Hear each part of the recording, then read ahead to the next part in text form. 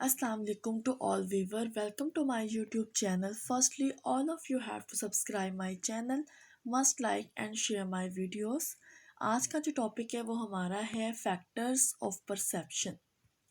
Factors of perception क्या है? इसमें आ जाती हैं स्टिमुलस करेक्टरिस्टिक्स कौन सी हैं, ऑब्जेक्टिव फैक्टर्स हैं, सब्जेक्टिव फैक्टर्स हैं और सोशल फैक्टर्स हैं। तीन फैक्टर्स हैं, थ्री फैक्टर्स हैं जो कि फैक्टर्स ऑफ परसेप्शन है। अब हम बात करेंगे यहाँ पे सबसे पहले स्टिमुलस करेक्टरिस्टिक्स क्या होती हैं। इसको ऑब्जेक्टिव फैक्टर्स भी बोला जाता है। टर्मिनोलॉजी जो है वो आपको पता होनी चाहिए। ये तमाम पॉइंट्स जो लिखे होते हैं इसको नोट डाउन कीजिएगा।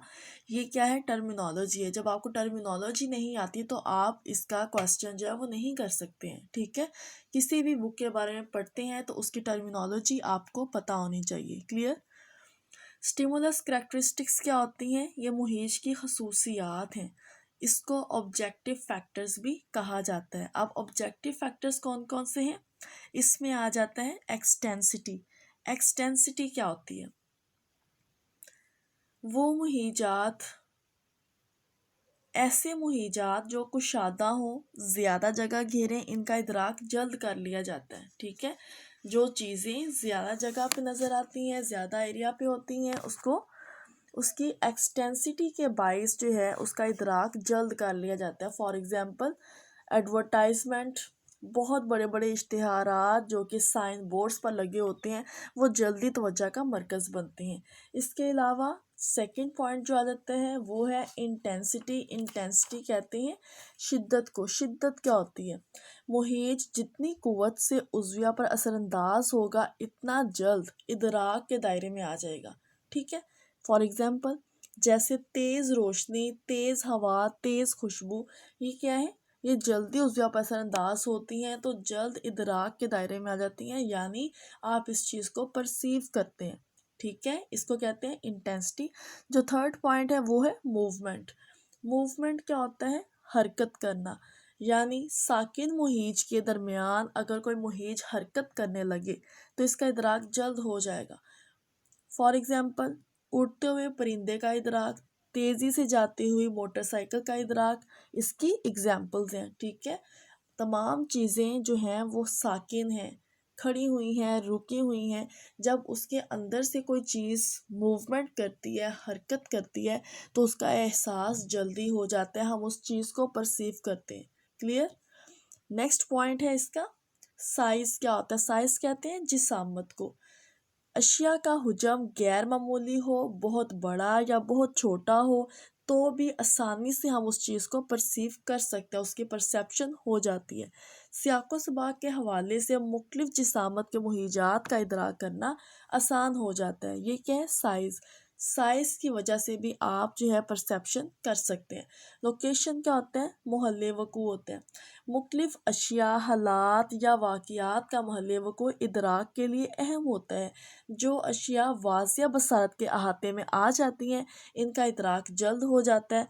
फॉर एग्ज़ाम्पल यानी जो न्यूज़पेपर होता है उसका फर्स्ट पेज जो होता है उसके ऊपर बहुत बड़े बड़े पिक्चर्स लगी होती हैं, कोई भी एडवर्टाइजमेंट दी होती है तो वो जल्दी तवज्जो का मरकज़ बनती है, बजाय जो पूरा पेपर लिखा होता है, हेडलाइंस दी होती हैं, पॉइंट्स बनाए होते हैं, पेज नंबर ये सब मेंशन किया होता है, उस पे जो है इंसान की तवज्जो जल्दी मरकूज़ नहीं होती है, क्योंकि बड़े पेज को देख के जिसके बड़ी पिक्चर्स लगी होती हैं वो जल्दी तवज्जो का मरकज़ बनती हैं। इसको लोकेशन कहा जाता है। लोकेशन भी इफ़ेक्ट करता है परसेप्शन को। क्लियर? फिर है हमारा नेक्स्ट पॉइंट कंट्रास्ट। क्या होता है? माहौल में मुतज़ाद मुहीजात का इदराक जल्द हो जाता है। ठीक है, वाइट पेपर हो उसके ऊपर ब्लैक डॉट लगा हो तो क्या होगा? इसका कंट्रास्ट, इसका तज़ाद आप महसूस कर सकते हैं कि इतने बड़े पेज पे ब्लैक डॉट लगा हुआ। ठीक है, आप ब्लैक पेज को नहीं देखेंगे, आप उस डॉट को देखेंगे। ये क्या है? कंट्रास्ट है। क्लियर? चेंज क्या होता है? चेंज कहा जाता है तगय्युर को। अचानक तब्दीली पैदा हो जाए तो भी ये परसेप्शन की एग्जाम्पल कहलाती है, तब भी ये परसीवेबल है। जैसे घड़ी की टिक टिक बंद हो जाए, अचानक बादल छा जाए, ठीक है, हर तरफ खामोशी हो तो अचानक शोर का पैदा हो जाना, ये भी क्या है? चेंज है। ठीक है, इस चीज़ की परसेप्शन भी हो जाती है। यूनिकनेस क्या होता है, कहते हैं निरालापन, अनोखापन, ठीक है। मुहीजात का इदराक, जो ऐसे मुहीजात होते हैं जो निराले होते हैं, यूनिकनेस होते हैं, रेयर होते हैं, इनका इदराक जल्दी हो जाता है। कभी कभार होने वाले अनोखे किसी भी चीज़ को आप देखते हैं उसकी भी परसेप्शन हो जाती है। क्लियर। अब इसमें जो परसेप्चुअल कॉन्स्टेंसी है, ये पॉइंट जो है आप पहले पढ़ चुके हैं, प्रीवियस लेक्चर में इसको डिस्कस किया जा चुका है, परसेप्चुअल कॉन्स्टेंसी और परसेप्चुअल ऑर्गेनाइजेशन को। क्लियर। अब हम पढ़ेंगे सब्जेक्टिव फैक्टर्स क्या होते हैं। सब्जेक्टिव फैक्टर्स क्या होते हैं, जिसके अंदर फर्स्ट पॉइंट जो आ जाता है वो है मोटिवेशन। सब्जेक्टिव क्या होते हैं, इसमें मुहीजात के अलावा फ़र्द की ज़ात भी होती है, ज़ात भी मौजूद होती है। हर फ़र्द अपने अंदाज में दुनिया को परसीव करता है, ठीक है, और अपनी ही खसूसियात को रखता है, क्योंकि everyone has his own personality. इसलिए इनका परसेप्शन, इनका पॉइंट ऑफ व्यू, इनकी तमाम चीज़ें जो वो सोचते हैं किसी के बारे में, सब मुख्तलिफ होती हैं, एक जैसी नहीं होती हैं। क्लियर। अब बात करते हैं मोटिवेशन की। मोटिवेशन क्या होता है, तहरीक ही फ़र्द को इदराक पर माइल करती है। मोटिवेशन मोटिवेशन क्या होता है, तहरीक होती है। जब भी कोई इंसान कोई काम करता है तो वो उस वक्त तक नहीं बैठता है जब तक उसका मकसद हासिल ना हो जाए। इसको कहा जाता है मोटिवेट करना, मोटिवेशन, तहरीक। क्लियर। तहरीक की नौयत ख्वाह ज़ाती हो या खारजी, लेकिन ये सब्जेक्टिव फैक्टर का एक इम्पोर्टेंट पॉइंट है। नेक्स्ट पॉइंट है इंटरेस्ट एंड वैल्यूज़। इंटरेस्ट क्या होता है, दिलचस्पी। दिलचस्पी ऐसी ज़हनी कैफियत है जो फ़र्द को किसी शय या वाक़े की तरफ राग़ब करती है, ठीक है। इंटरेस्ट, जिस चीज़ में आपका इंटरेस्ट होता है आप ऑटोमेटिकली उसकी तरफ माइल हो जाते हैं। क्लियर। हर फ़र्द अपने दिलचस्पी भी की बिना पर मुहीजात का इदराक करता है, ख्वाह ये फ़ितरी हो या इक्तसाबी, इक़्तिदार को मुतासिर करती है। फ़ितरी क्या होता है और इक्तसाबी क्या होता है, ठीक है। इक्तसाबी होता है लर्न, फ़ितरी होती है जो कि चेंज नहीं हो सकती, फितरत होती है, बाय बर्थ होती है। इक्तसाबी जिसे लर्न कहा जाता है, वो आप अपने एज के साथ साथ उस चीज़ को सीखते हैं। क्लियर। अब बात की जाएगी एटीट्यूड क्या होता है, इसका थर्ड पॉइंट है इंटरेस्ट, एटीट्यूड, ठीक है। एटीट्यूड क्या होता है, जिसमें रवैया होता है जो पॉजिटिव भी होता है, नेगेटिव भी होता है। तमाम लोगों में एटीट्यूड पाया जाता है, मोस्टली आप लोग भी बात करते हैं, इसमें एटीट्यूड बहुत है। एटीट्यूड क्या होता है, ठीक है, ये पॉजिटिव भी हो सकता है, नेगेटिव भी हो सकता है। जो पॉजिटिव होता है उसमें क्या होता है, मुस्बत रवैये की वजह से किसी चीज़ के मुतल्लिक़ा अवामिल जल्द तवज्जो में आ जाते हैं और इनका इदराक आसान हो जाता है, ठीक है। जो नेगेटिविटी में आ जाता है, मनफी रवैये होते हैं, ऐसे अफराद को नज़रअंदाज करने की कोशिश की जाती है। ये क्या कहलाता है, एटीट्यूड कहलाता है। पर्सनल एट्रीब्यूट्स क्या होता है, शख्सी औसाफ। इंसान अपनी पर्सनैलिटी ट्रेट्स की बिना पर पसंद किया जाता है। अगर हर फर्द में शख्सियत के मुताबिक कुछ रवैये और कुछ पसंद नापसंद, ठीक है, चीज़ें पाई जाती हैं। हर फ़र्द अपने औसाफ का, शख्सी औसाफ का मजमुआ होता है। कोई फ़र्द बहुत ज़्यादा क्या कहते हैं उसे, सिंपल होते हैं, सादगी पसंद होता है। कुछ लोग जो होते हैं वो इंट्रोवर्ड होते हैं, कुछ एक्सट्रोवर्ड होते हैं, सोशल होते हैं, लोगों से बातचीत करते हैं, मिलना जुलना पसंद करते हैं। ये क्या है, पर्सनल एट्रीब्यूट्स हैं। पर्सनल एट्रीब्यूट्स की वजह से भी आपकी परसेप्शन जो है वो हो जाती है, जल्दी इंसान जो है तवज्जो के मरकज़ में आ जाता है। मेंटल स्टेट्स क्या होता है, वक्ती ज़हनी कैफियत। अगर फ़र्द किसी सूरत हाल के लिए ज़हनी तौर पर तैयार हो तो इसे अदराक करने में आसानी होती है। अगर कोई चीज़ अनएक्सपेक्टेडली हो रही हो तो इंसान उस चीज़ को एक्सेप्ट नहीं कर पाता है, ठीक है, उसकी मेंटल स्टेट नहीं होती है, उस टाइम वो कंफ्यूज्ड हो जाता है। इसलिए जो चीज़ें पहले से पता होती हैं इंसान उसके बारे में रेडी रहता है, लेकिन जो अनएक्सपेक्टेड चीज़ें होती हैं उसमें इंसान की जो मेंटल स्टेट है वो भी ख़राब हो जाती है, वो कंफ्यूज्ड हो जाता है, कि कॉन्फ्लिक्ट में आ जाता है कि किस चीज़ को करे और किस चीज़ को ना करे। क्लियर। अब है इमोशन। इमोशन क्या होता है, हिजान होता है। हिजानी कैफियत में जब इंसान अपनी पूरी शिद्दत से काम करता है उसमें इंटेंसिटी आ जाती है तो फ़र्द के हवास पर छा जाती है। सेंसेशंस क्या होती हैं, सेंसेस जो होती हैं वो ख़राब हो जाती हैं। अगर फ़र्द खारजी और उज़वियाती तग़य्युरात से गुज़र रहा हो तो इसकी इदराकी सलाहियत मुतासर होती है। क्लियर। फ़र्द गुस्से और नफ़रत में अच्छे बुरे की पहचान नहीं कर सकता। ये क्या था, इमोशन था।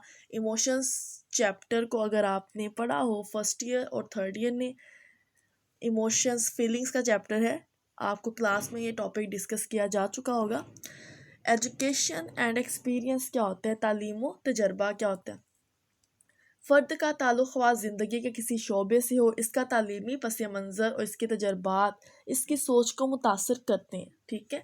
एक्सपीरियंस इसकी एजुकेशन, इसके सोच को, इसके थिंकिंग को मुतासर करती है। क्लियर। ये तो सिंपल सी बात है। नेक्स्ट है पर्सनल वैल्यूज़ क्या होते हैं, ज़ाती इक़दार क्या होती हैं। पर्सनल वैल्यूज़, पर्सनल वैल्यूज़ में क्या आता है, इर्द गिर्द का माहौल, शख्सियत, तालीम और तजर्बा फ़र्द में मुख्तलिफ इक़दार पैदा करते हैं। फ़र्द अपने इक़दार को फ़रोग़ देता है और इन पर अमल पैरा रहने की कोशिश करता है। ये क्या है, पर्सनल वैल्यूज़ हैं। एप्टीट्यूड क्या होता है, इसमें क्या आता है, फ़ितरी रुझान इदराक में बहुत अहम है। फ़ितरी रुझानात की मौजूदगी में फ़र्द कम से कम कोशिश करके ज़्यादा से ज़्यादा वकूफ़ हासिल कर लेता है। ठीक है।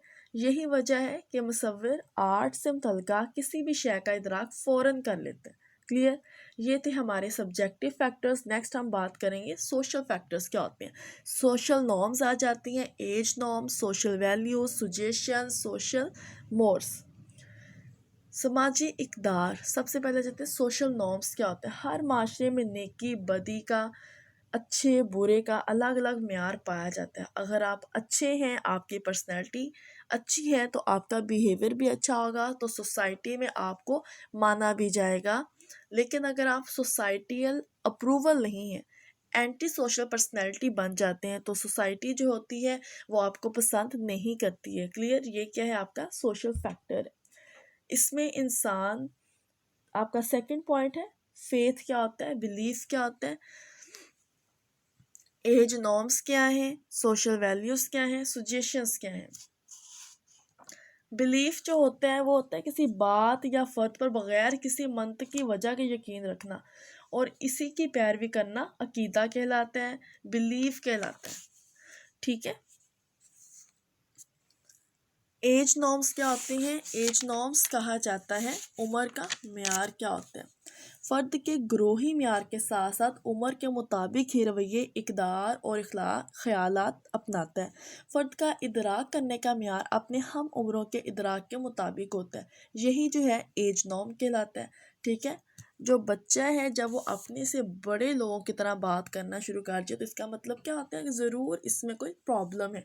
अगर बच्चा अपने एज फेलोस के मुताबिक ही काम करे तो इसको एज नॉर्म कहा जाता है, जो कि बच्चे के लिए भी सही होता है। क्लियर। सोशल वैल्यूज़ क्या होती हैं, समाजी इक़दार, जब पूरा माशरा जिन इक़दार की पैरवी करता है फ़र्द भी इन्हीं की तकलीद करता है। तकलीद कहते हैं इमिटेटिंग करना, मॉडलिंग करना, दूसरों को शाउरी या लाशाउरी तौर पर जानना, उनको पसंद करना, उनके तरीक़ों पर अमल पैरा होना, उनकी नकल करना। ठीक है। इसको तकलीद कहा जाता है। ज़ाती इक़दार के अलावा समाजी इक़दार भी फ़र्द के इदराक को मुतासर करता है। सुजेशंस क्या होती हैं, अलका, इसमें होता है कि जब कोई इंसान अपनी ओपिनियन दे रहा होता है, बाकी सारे लोग अपनी ओपिनियन को रिजेक्ट करके उसी की ओपिनियन देना शुरू कर देते हैं, तो इसको सुजेशन कहा जाता है, अलका कहा जाता है। ठीक है। फ़र्द जब दूसरे अफराद या माशरे के पेश करदा तो जिह को परखे बग़ैर मान ले तो इसे अलका कहा जाता है, यानी इसके ऊपर भी इदराक जो है वो मुतासिर होता है। क्लियर। नेक्स्ट पॉइंट है सोशल मोर्स क्या होते हैं, माशरती बंधन क्या हैं, माशरती अदाब क्या होते हैं। हर फ़र्द अपने माशरे के रस्म व रवाज की पासदारी करता है, उसे ऐसी अदात को छोड़ना पड़ता है जो कि माशरे के लिए नापसंद हो, ऐसी अदात को पुख्ता करता है जिनकी माशरा पजीराई करे। क्लियर। ये भी इदराक को मुतासर करती है। इसके अलावा जो आपके बुक के पेजेस हैं वो ये तमाम पेजेस ये हैं। ठीक है। जो पॉइंट्स आपको बताए जाते हैं इनको अपने बुक के पेजेस पे नोट डाउन कर लें। ये फर्स्ट ईयर और थर्ड ईयर दोनों के लिए हैं। क्लियर। इसमें कोई ऐसा पॉइंट नहीं है जो कि आपके टॉपिक से, आपके बुक से रिलेटेड ना हो। Clear. Thanks for watching students. और अब जो है आपको मेरे लेक्चर्स की वीडियोस जो है वो आफ्टर सम डेज अपलोड होंगी, तब आपको मिल जाएंगी। ठीक है, तब तक के लिए आप अपनी सर्वे रिपोर्ट बना लें और अपना प्रैक्टिकल का जो काम है, कॉपी का जो काम है वो कंप्लीट कर लें। और स्टूडेंट्स जो मुझसे पूछ रहे हैं वो मुझे कमेंट सेक्शन में पूछा करें। जो भी वीडियोस, जो भी क्वेश्चंस आपने करने हैं वो आप यूट्यूब के कमेंट सेक्शन से पूछा करें। क्लियर। और इसके अलावा जो आप बात कर रहे हैं कॉपीज़ की कि कॉपी का प्रैक्टिकल लिखना कैसे है, ये मैं आपको बता चुकी हूँ। और मैंने आपको यही कहा है कि जो नताइज होंगे इनका आपने ख़ास ख्याल रखना है। कोई भी टेबल कुछ भी जो है वो आपने नताइज जो है वो लास्ट पे लगाने हैं। और जो टेबल्स जो है वो जितने भी कार्ड्स हैं, जिसके बैक साइड पे कार्ड्स दिए हुए हैं कॉपी के बैक साइड पे, तो वहाँ से आपने उस टॉपिक का नेम, उस प्रैक्टिकल का नेम जो है वो चेक कर लेना कि किस प्रैक्टिकल के हैं। और ये तमाम कार्ड्स जो हैं वो आप लोगों ने अमल या तरीक़ाकार से पहले लगा लेने हैं। ठीक है। हदायत भी दी जाती हैं, जो तमाम पेजेस के ऊपर आपके पॉइंट्स मेंशन है, आप उन तमाम पॉइंट्स को लिखें। आमिल और जो मामूल है वहाँ पे आप लिखेंगे नाम, उम्र, जिन्स और तालीम। ठीक है। आमिल कहते हैं जो कि तजर्बा करवा रहा होता है, और मामूल कहते हैं जिसके ऊपर तजर्बा हो रहा होता है। क्लियर।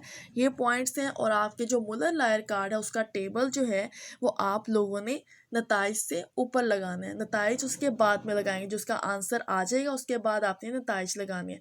इसके अलावा जो भी है साइज कॉन्स्टेंसी है या और कोई भी टॉपिक है, इनके जितने भी कार्ड्स दिए हुए हैं इनका टेबल्स है, जो ग्राफ्स है, ग्राफ हमेशा आपके सामने लगे होने चाहिए, टेबल उसके सामने मौजूद हो। ठीक है। टेबल के सामने ग्राफ हो। ग्राफ जो कि आपके प्रैक्टिकल्स में है वो आपने पेज के ऊपर पेस्ट करके लगाने हैं। जो बाकी ग्राफ आपके स्टैट का पोर्शन है, मेन, मीडियन, मोड, उसके बाद histogram, simple bar graph, polygon, frequency curve, ये जो है इनके टेबल्स और ये वाले जो पेजेस होंगे ग्राफ के, ये आपने पेपर के ऊपर पेस्ट नहीं करने, इसको आप ऐसे ही एंटर कीजिएगा। क्लियर। अगर आपको पॉइंट समझ में ना आया हो तो मुझसे कंफर्म कर लें। ओके स्टूडेंट्स, अल्लाह हाफिज़।